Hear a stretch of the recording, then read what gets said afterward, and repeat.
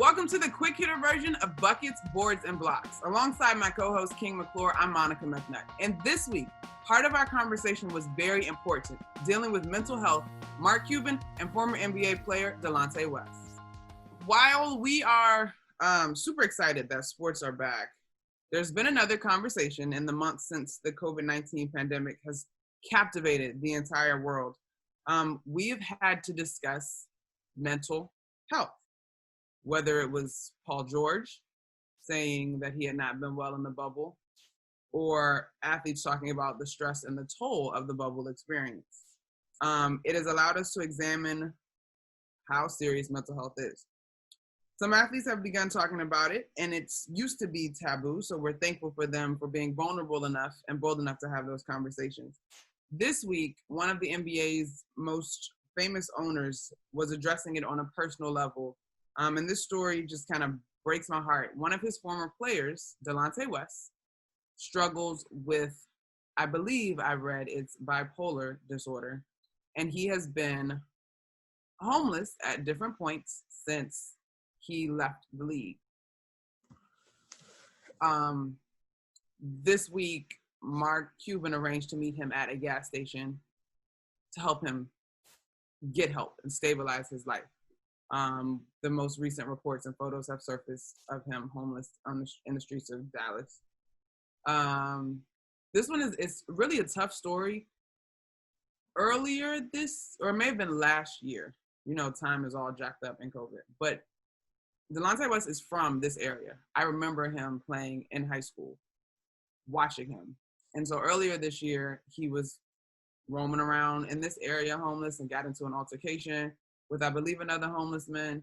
The video of the fight surfaced in traffic, and the two handcuffed on the side of the street with officers. Pictures surfaced. I believe those officers were reprimanded for it. But it's just so sad, King. So often we equate all the money that professional athletes make with happiness and with security and stability, and that's not always the case. And this is a real life example of that.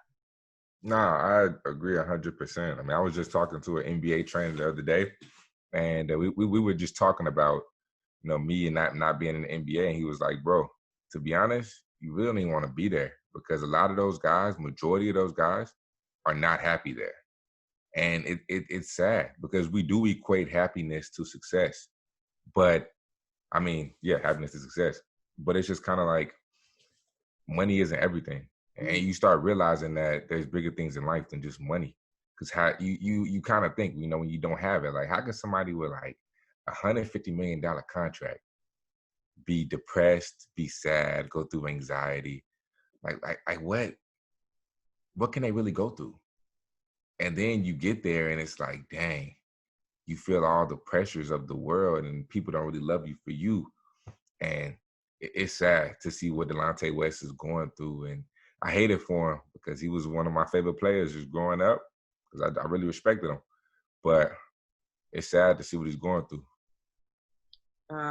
There's a great article in the Washington Post by Tim Bella that kind of chronicles how often we've seen Delonte dealing with this. Obviously, the highs of his career, playing alongside LeBron James, hitting big-time shots in playoff games, his history here in this area.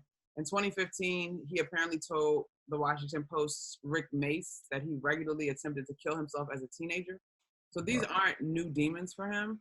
I was pleased, I guess as pleased as you can be in such a tragic situation, to know that so many of his teammates and peers, whether it's Jameer Nelson, Mark Cuban, Phil Martelli from his St. Joe's days, are actively trying to reach out to him and to help him stabilize. But this mental health thing is something serious. And it's funny, King, that you mentioned that your trainer would say guys get there and they're not happy. Adam Silver made similar comments, I want to say 2 years ago now, where he was talking to a lot of the younger players and realized how,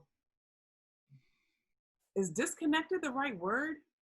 But they struggle with depression and isolation. And Adam Silver tossed the thought out there that a lot of it had to do with our cell phones and how much time we spend connected to that versus making actual connections, human connections, interactions, and building bonds, and then comparing ourselves to whoever and whatever. And you would think as an NBA player, y'all set the trends. Like, why would you be comparing? But for them, there's even pressure to keep up. And JJ Redick has talked about this, how some guys are more concerned with getting off their pregame fit than their actual performance in the game because of the power of social media. And I would say, have real, meaningful conversations with your loved ones and those in your circle.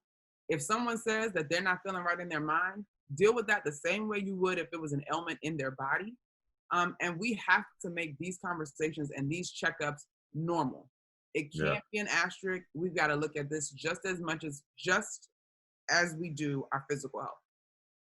But I also think another point to that is, if somebody is telling us that, we cannot make fun of that person. We cannot talk down or demean their feelings or what they're saying. We have to take it serious and take it with a level of caution, because what they're saying is real.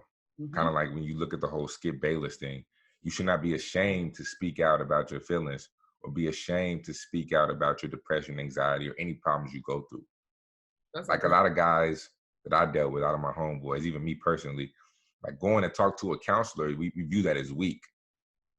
When actually that's strong, that's being stronger than the average man, because a lot of men don't want to admit that they have an issue. They don't want to admit that there's a problem lying in your mind. Mm-hmm. So going to talk to people, going to get help is considered strong, not weak. Definitely the wrong mindset to have if you want to succeed. Can I just give a little bouquet of flowers to Mark Cuban here? Because here's the thing. When everything started hitting the fan as far as the pandemic, Mark Cuban was the first owner that I saw that said, we're going to pay all of our people who are, employees, our hourly employees. We're going to keep paying them. Ever since he's been in the league, he has been one of the owners who has always treated his players absolutely the best. Everyone said Dallas is like a dream franchise to play for. And Mark has been very vocal politically as far as what the government hasn't done or has done in some rare cases.